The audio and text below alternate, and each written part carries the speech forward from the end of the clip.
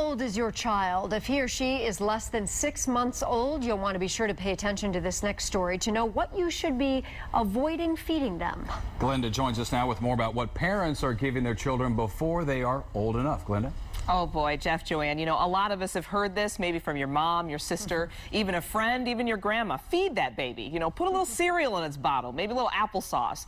But the American Academy of Pediatrics says your baby really shouldn't have solid food before 6 months. And a new study shows why it's now more important than ever to wait until that right time.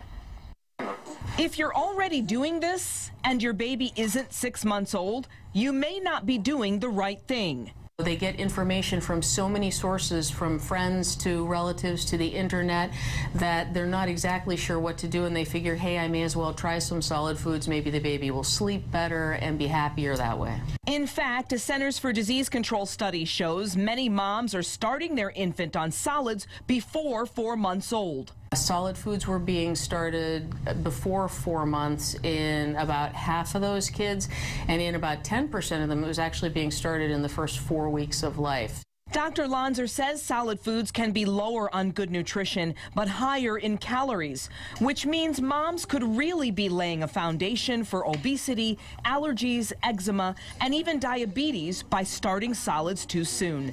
And hunger may not be the only answer to all those tears. If you have a baby who is under 6 months and is taking in enormous quantities of breast milk or formula, or who really seems unsatisfied with feeding, or who is fussy all the time, it may have nothing to do with feeding. It may be a variety of other behavioral or even medical issues.